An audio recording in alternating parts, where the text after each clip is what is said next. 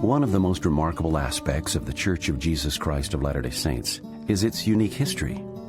Throughout the world, great stories from faithful church members have only added to that history.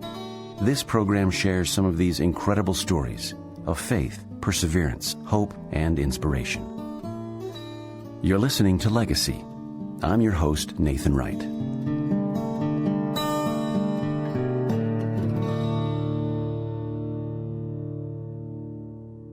Today on Legacy, we're talking with Randy Dixon, who has been on a previous episode when we talked about the Great Tabernacle here in Salt Lake City.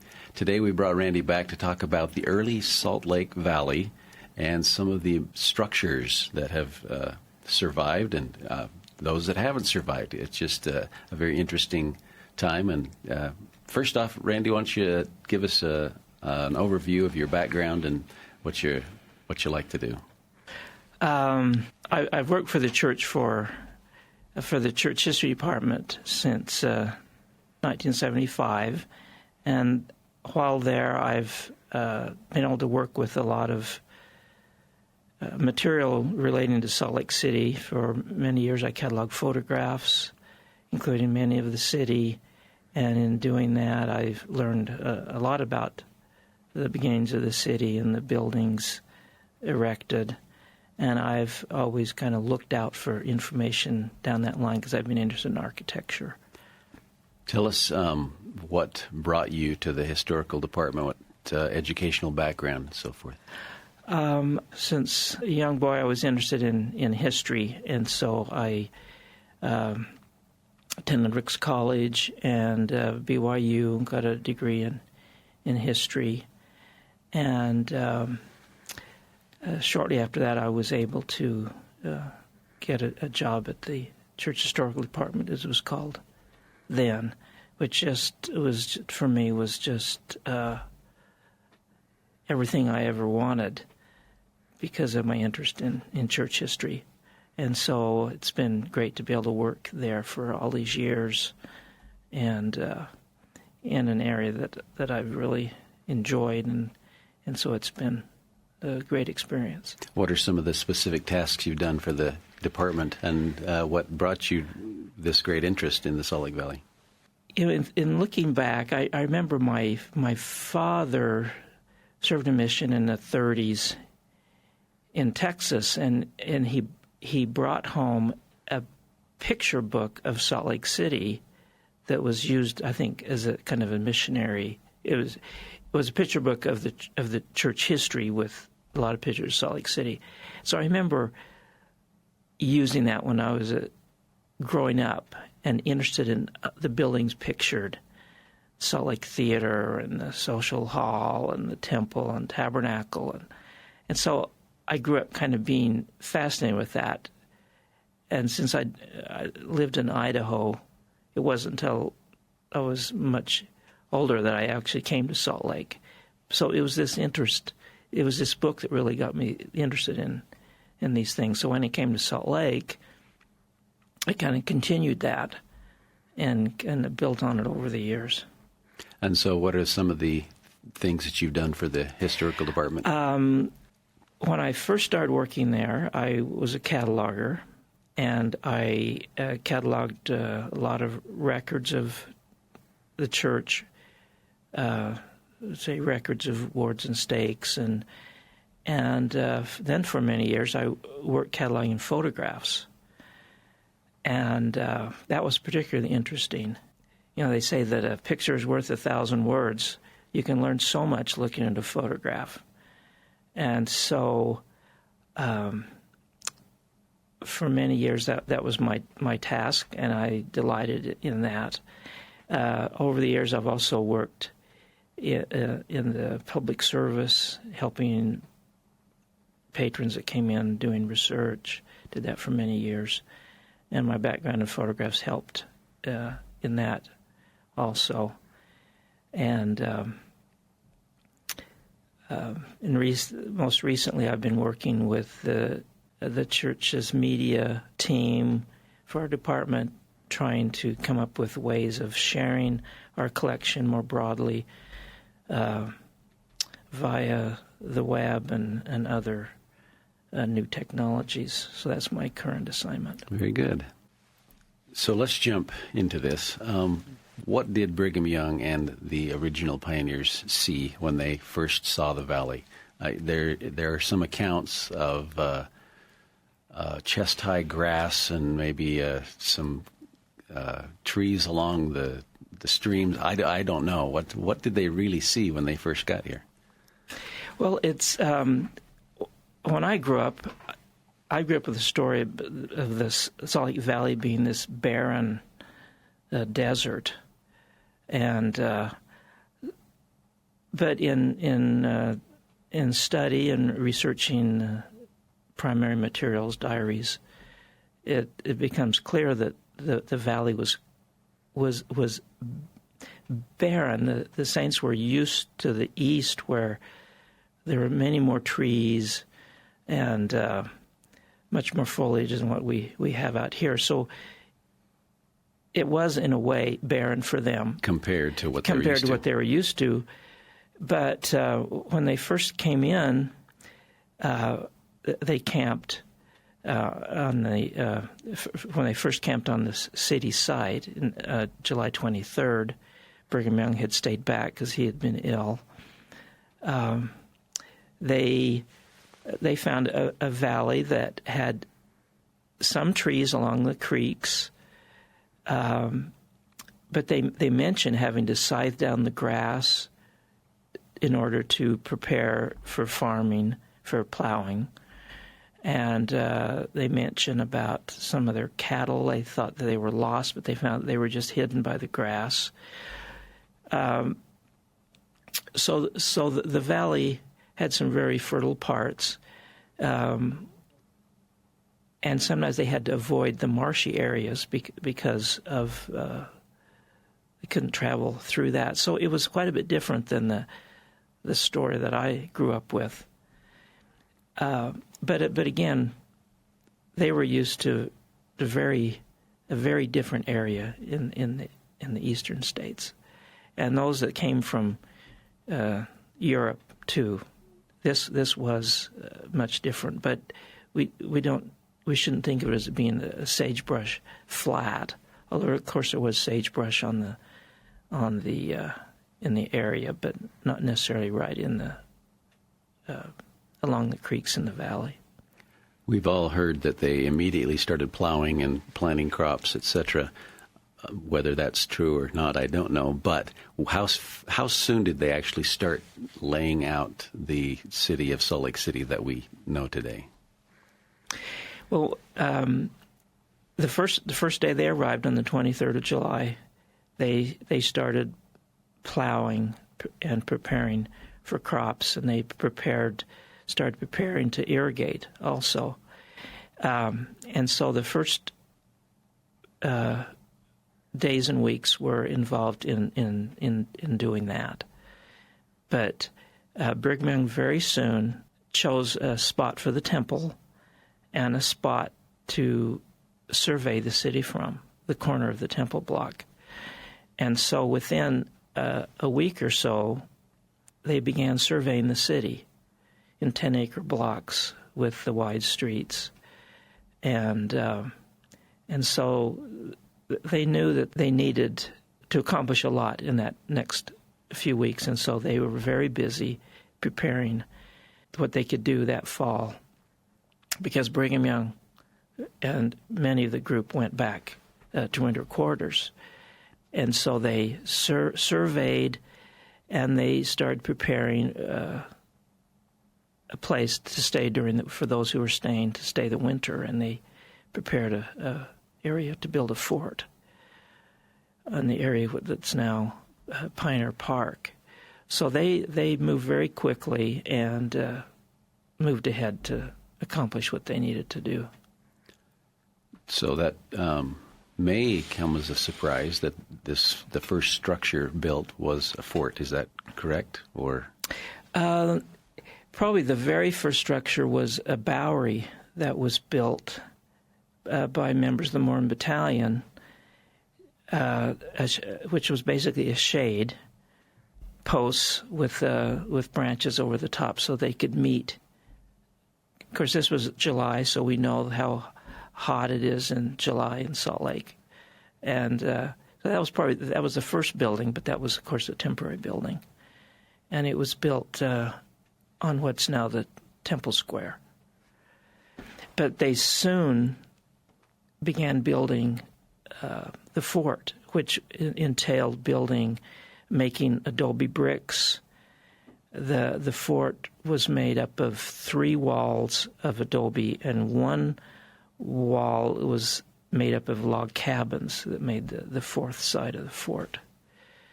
And leaning against this wall, they built adobe cabins along the 3 sides of the fort. We're all familiar with the tabernacle, and it got completed in 1867, as I recall.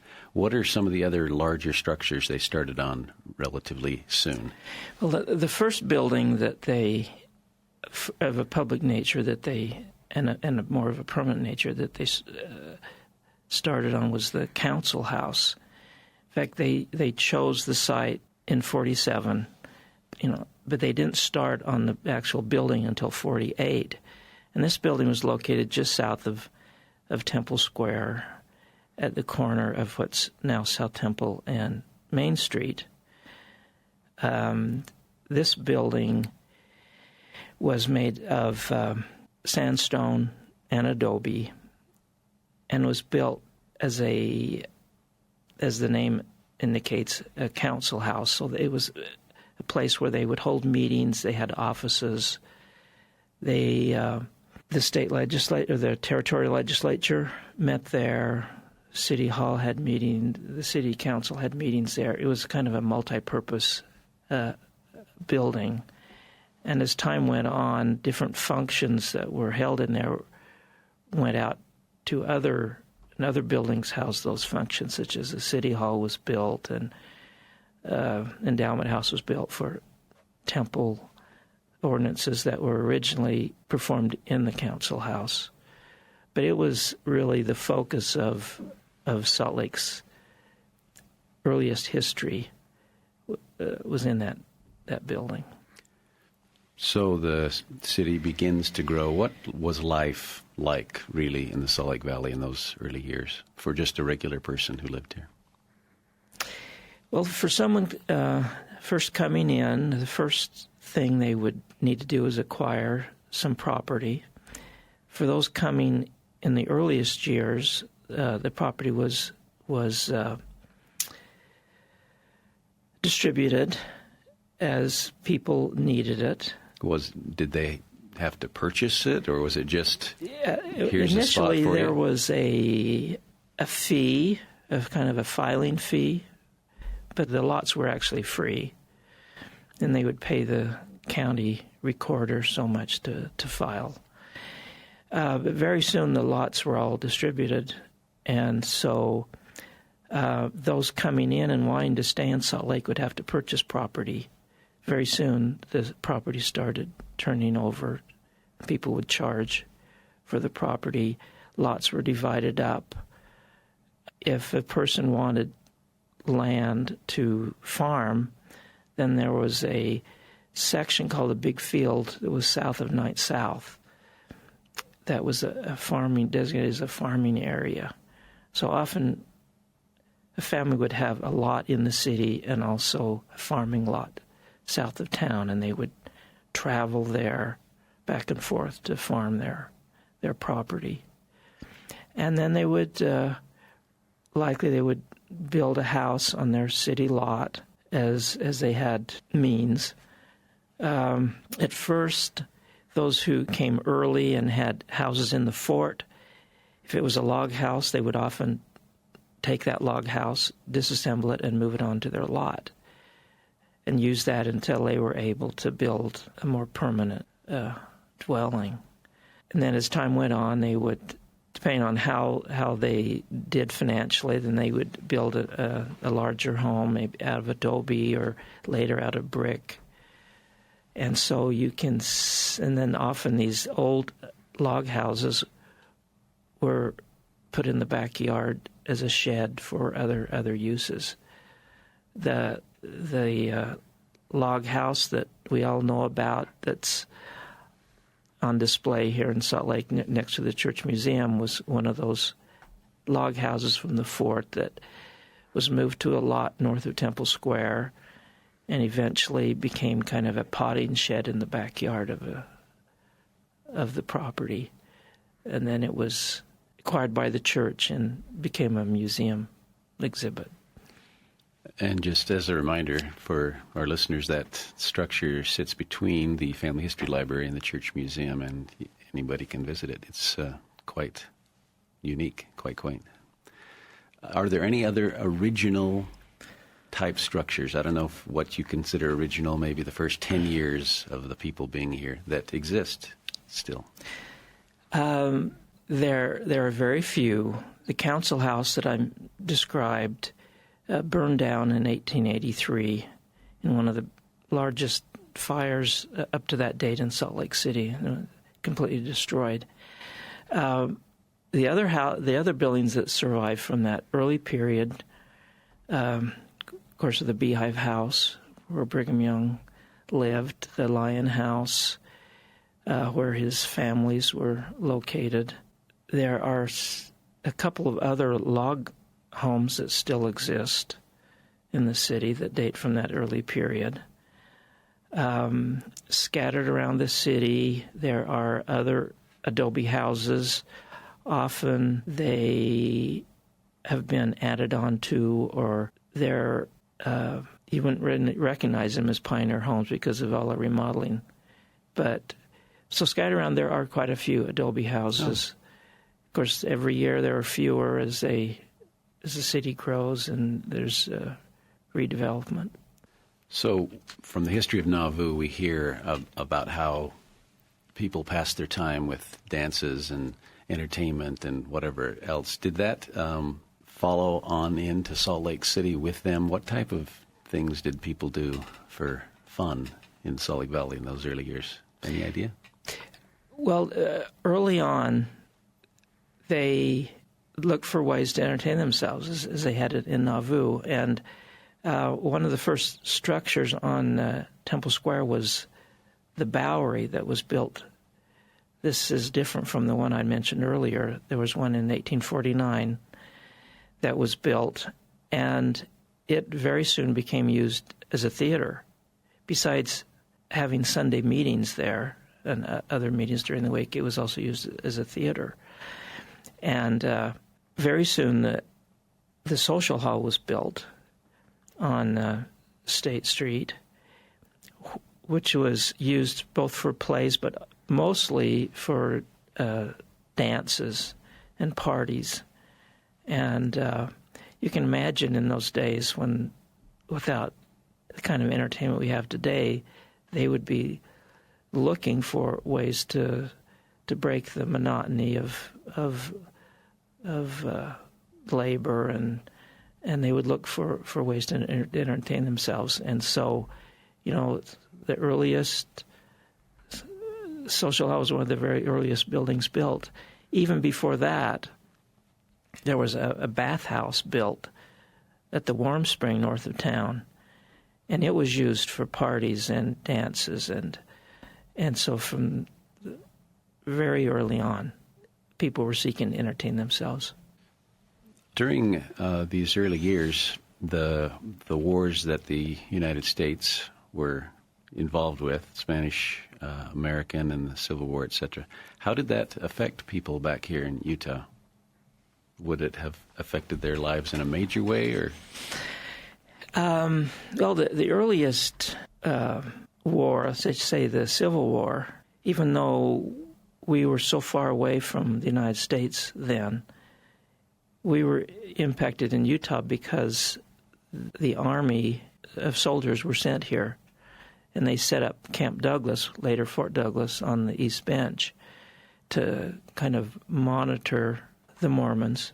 And the fact that there were soldiers in Salt Lake, earlier we'd had Johnson's army that came out, which made a big change for Salt Lake because it was then that they started having a police force in Salt Lake, and it had other impacts having these outsiders here that we had to deal with.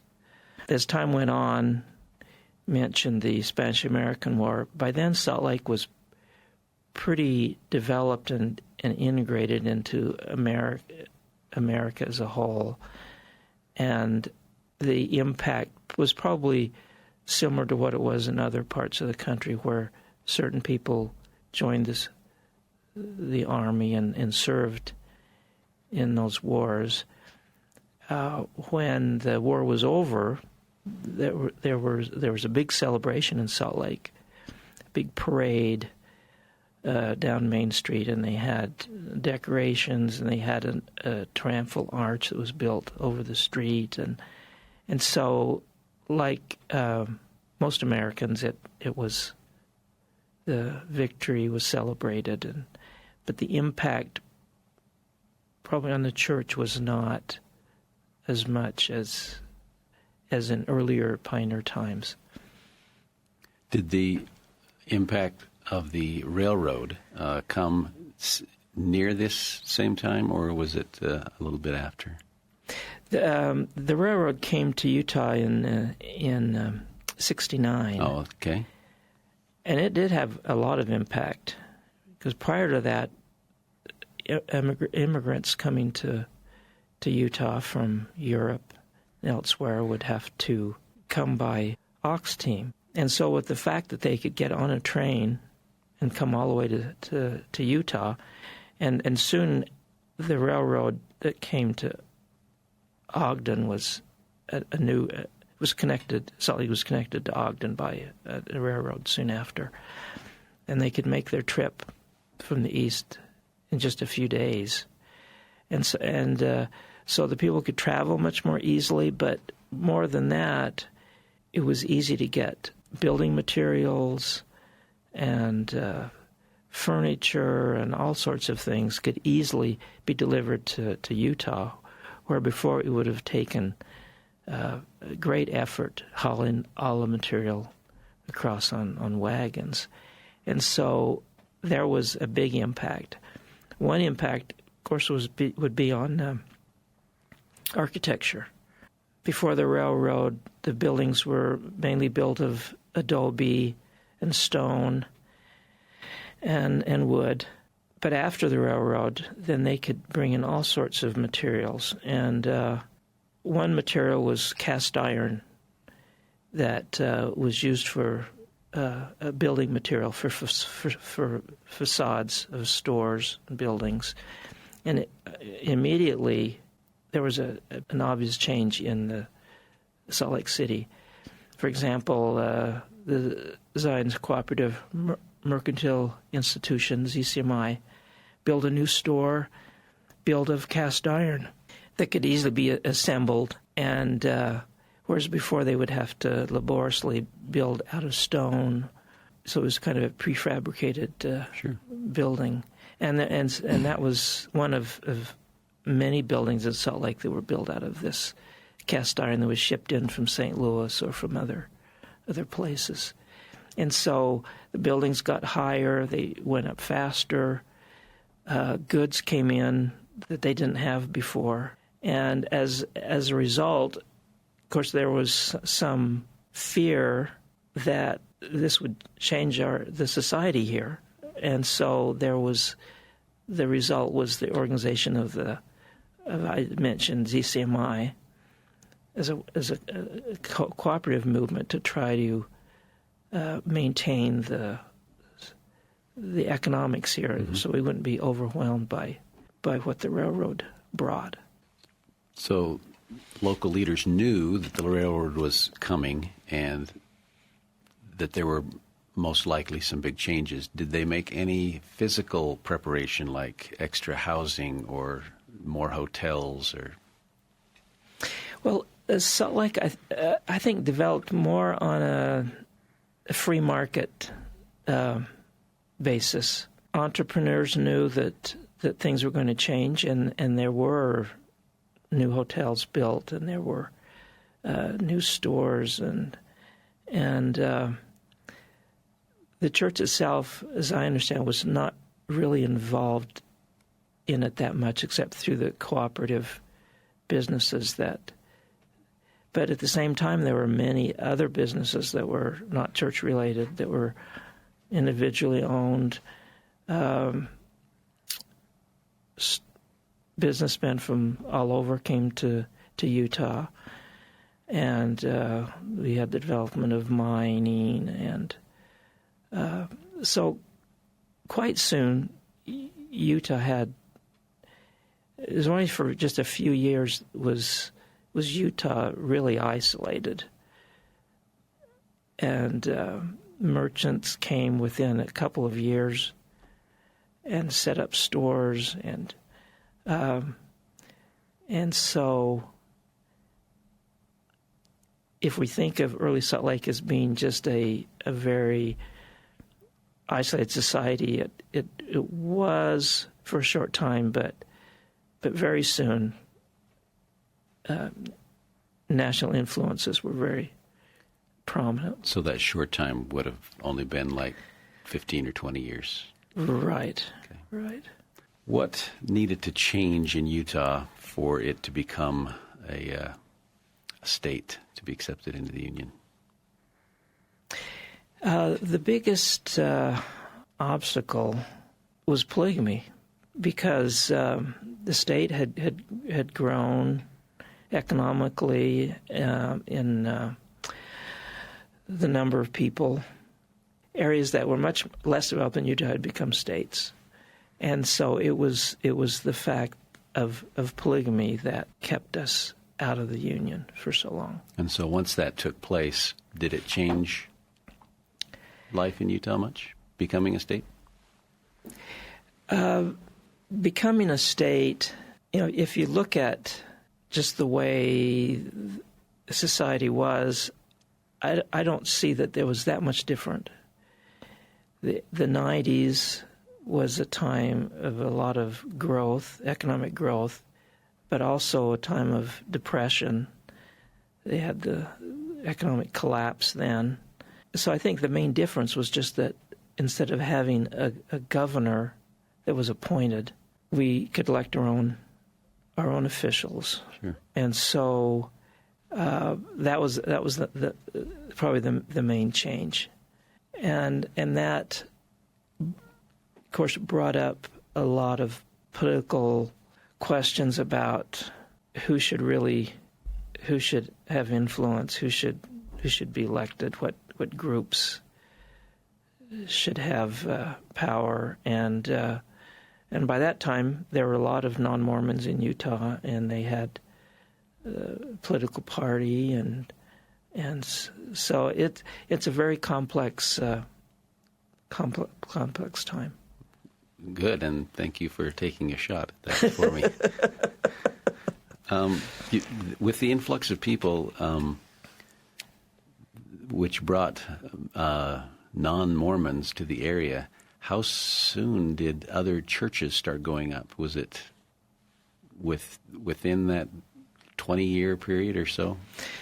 Right. Even before the railroad came, of course, there were a lot of merchants who came to Utah were non-Mormons, and they were here from almost the beginning, and they certainly served an important purpose to bring goods to Utah and to provide those goods and provide employment, and so quite early on there were religious groups too.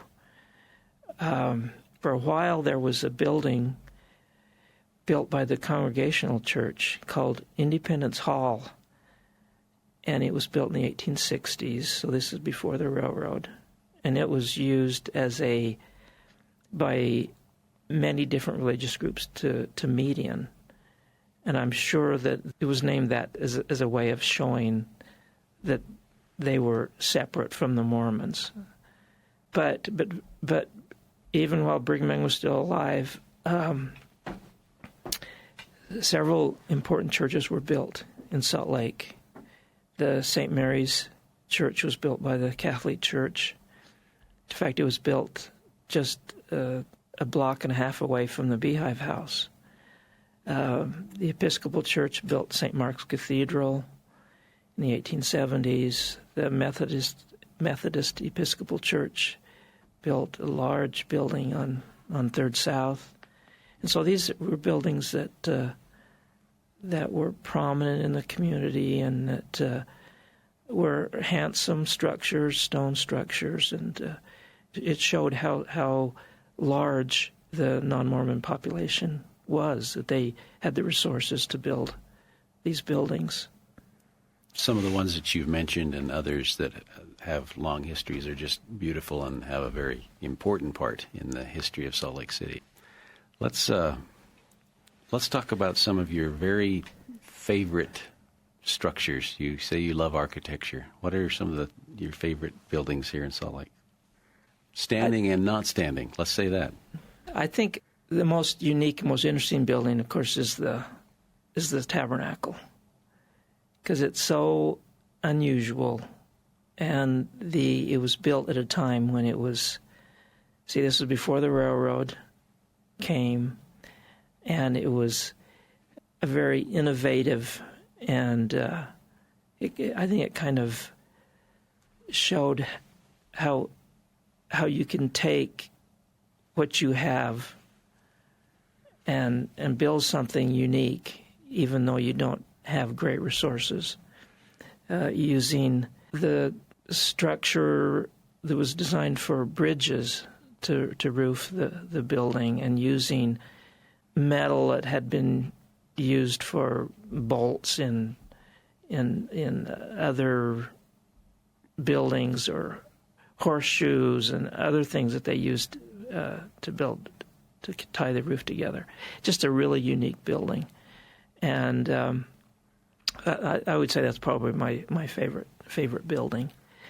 Over the years, there's been many of the early buildings no longer exist. There were many stores on Main Street that were built in the popular styles of the time, Greek Revival, buildings in Italianate style, stone buildings.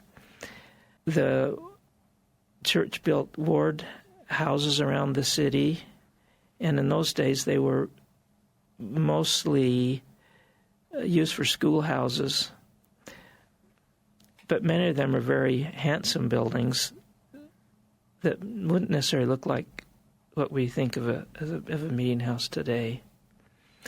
The Salt Lake Temple, of course, is another amazing building built out of granite that shows the great permanence and showing the foresight of Brigham Young in building such a large, complicated building, starting it when the resources were almost nil. And of course, that explains why the building took so long to erect. But over the generations, there have been many other really amazing buildings that haven't survived, such as the buildings of the LDS University that used to stand on the block where the church office building is. Beautiful buildings designed by Brigham Young's son. The Bishop's Building, a really detailed and wonderful building. Many of these were cleared to build the buildings that we have today on the block east of the temple. Which is how it happens.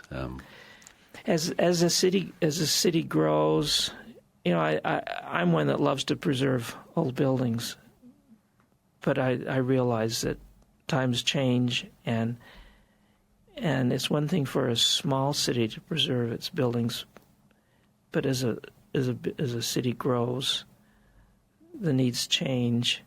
Yesterday I was given a tour for some of our department employees, and we walked around the outside of Temple Square, and I talked about the buildings that used to be around Temple Square, and I had to take pictures to show because most of the buildings are gone, and some of them could have been preserved because they were of such high quality and built so well.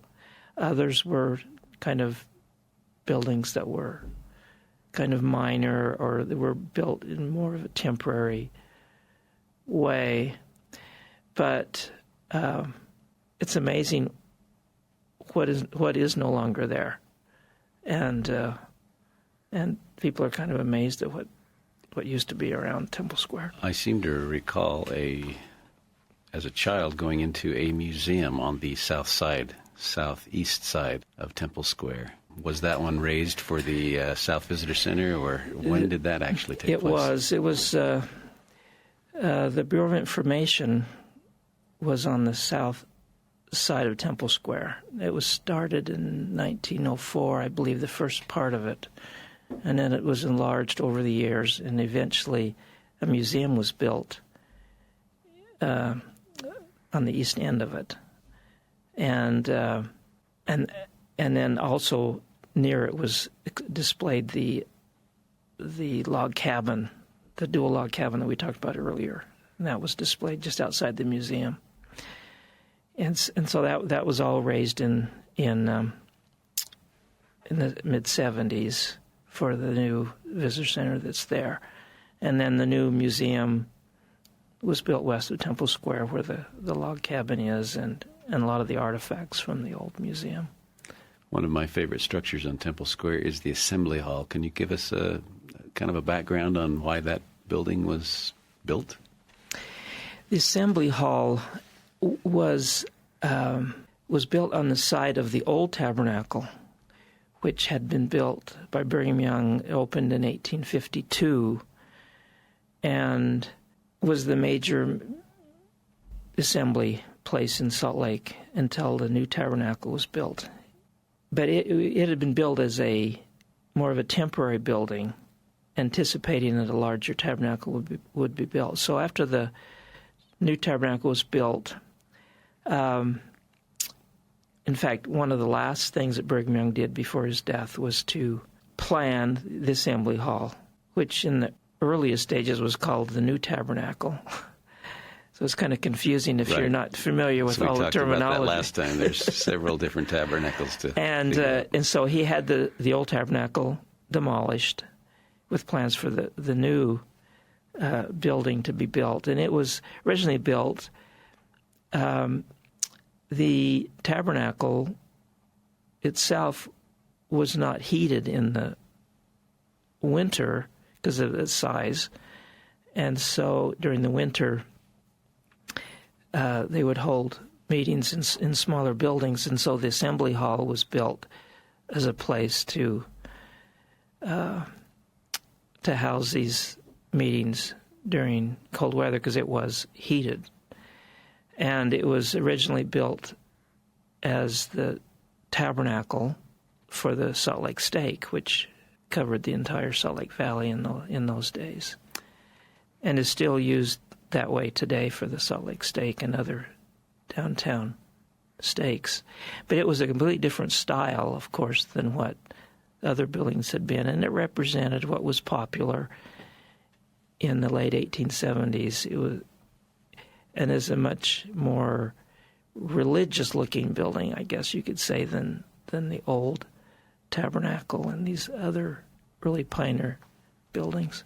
One of the interesting features on the Assembly Hall is the one of the spires on the north side that has a flat top that, as I read the information, said used to be a chimney for this heat that you were talking about. Right. There's one on either side of the building that used to be chimneys, and so the building was heated because it was more compact. And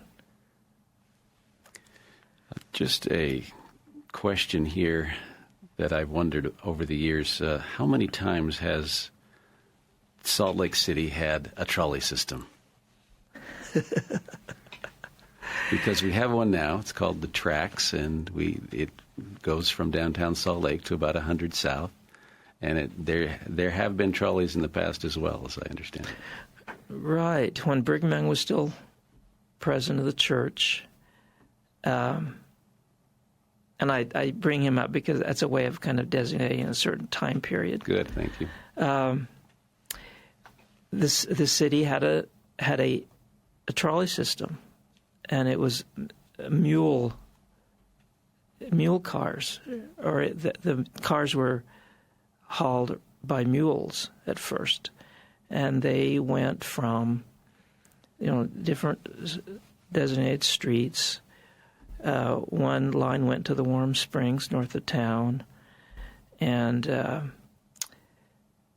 the mules were initially housed in one of Brigham Young's barns. Over time, the mule cars were replaced by streetcars that were electric cars in the 1880s, and then over the years that was expanded. We had a lot of streetcar suburbs in Salt Lake that to the south and the other directions that depended on the streetcars, and that's why the city grew, because people could ride the streetcars, and those continued clear up into the 1940s. So where does Trolley Square, the building that's 7th East and about 4th South, fall into here? And, well, Trolley Square originally housed the streetcar system.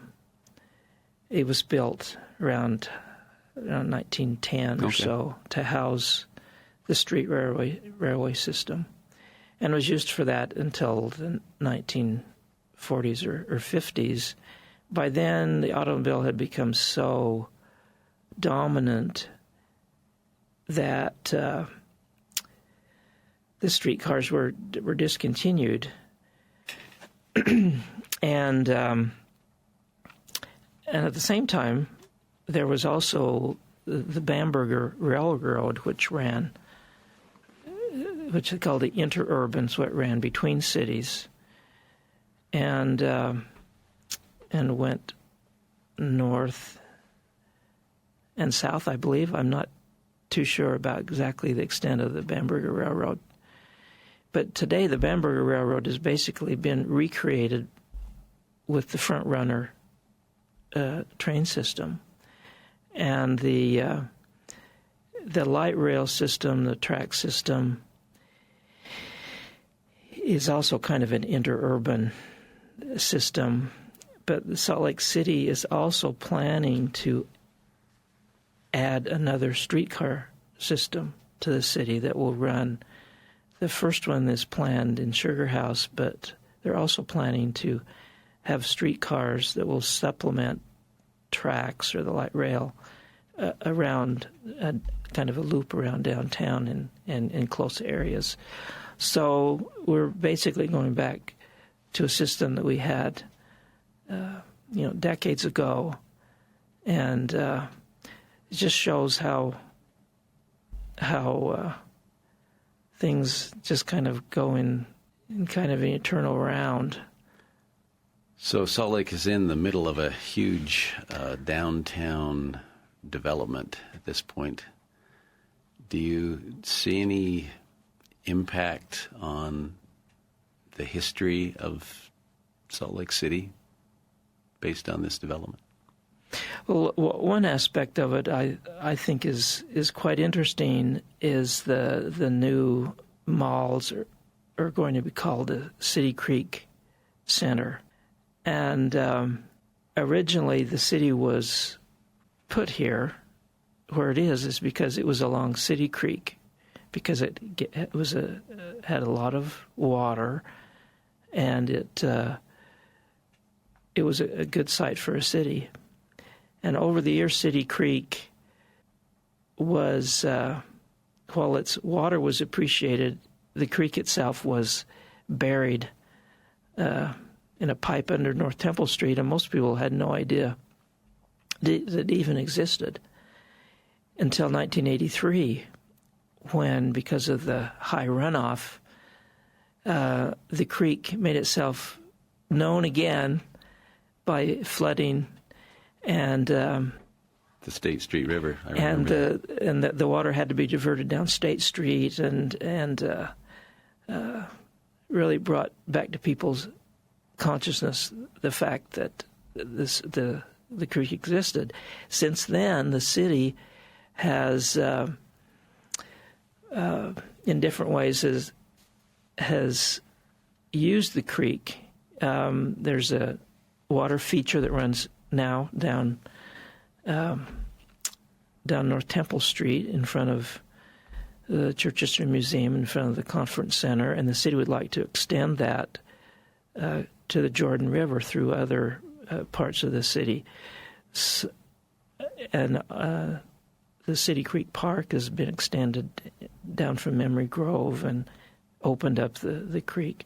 And so I think because of this high profile,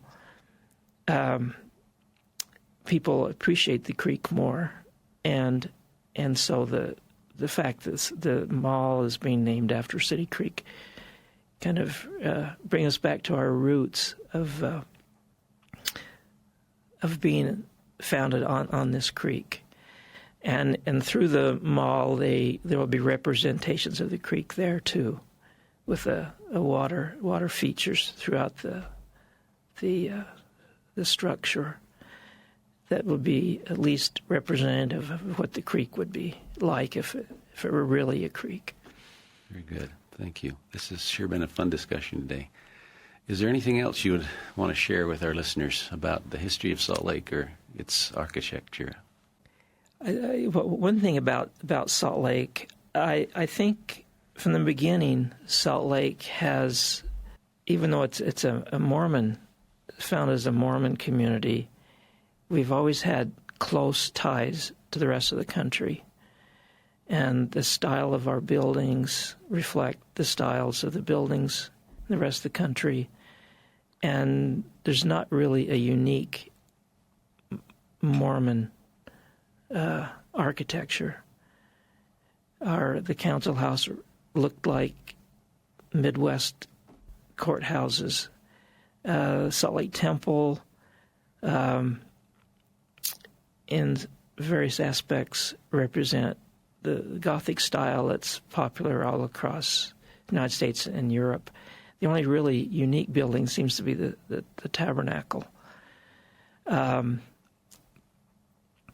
our stores and other hotels and things represented what was popular around the country. So that, to me, that shows a connection with and continuity with the rest of the United States and, in some ways, Europe. And that's continued to the present. I was recently in Denver, and I just realized how, in some ways, we have similarities with Denver and with other cities on a much smaller scale, of course. But one thing that makes us really unique is the setting at the foot of Ensign Peak, and surrounded by mountains and our creeks. It's just a wonderful setting for a city. Good, thank you. We've been talking with Randy Dixon today, a Church History Department employee of 35 years and a great admirer of Salt Lake and its history. Thank you very much for being with us. Thank you.